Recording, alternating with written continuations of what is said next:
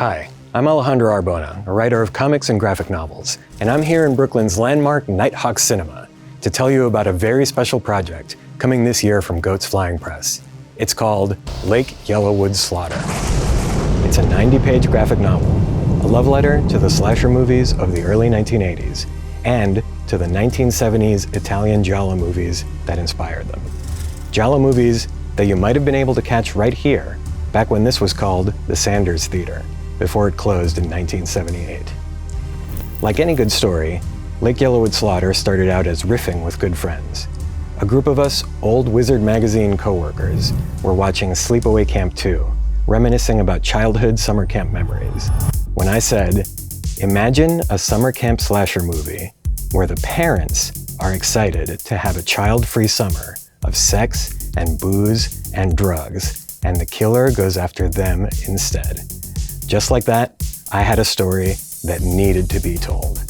Lake Yellowwood Slaughter is the official comic book adaptation of a 1983 slasher movie that never existed.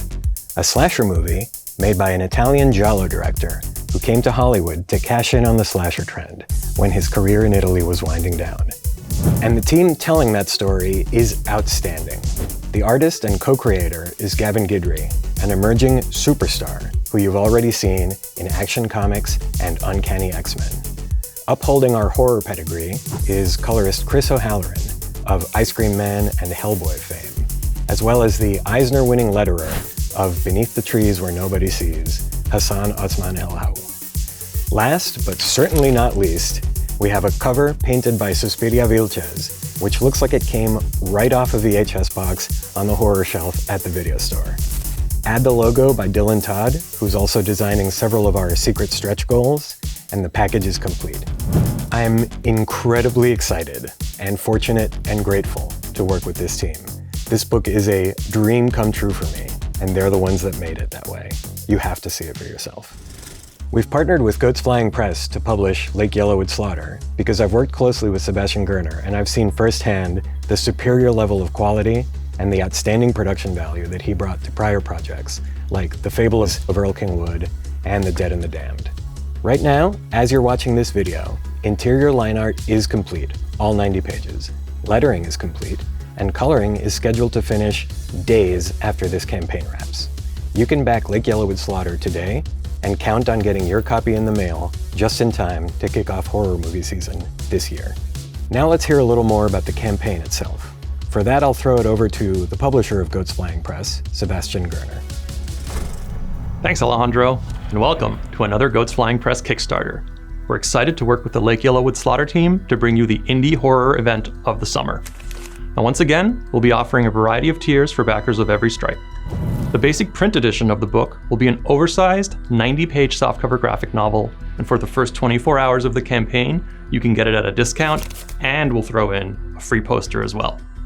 We'll be printing a limited edition VHS-style variant cover, which includes a signed bookplate by both Alejandro and Gavin. And we're also offering up a special one-time only printing of a custom Camp Yellowwood t-shirt, so you can join the exclusive club of happy campers who survived the Summer of Slaughter. And for fans of original art, Gavin is offering up several kinds of commissions for your chance to get a sketch of one of today's most exciting young artists.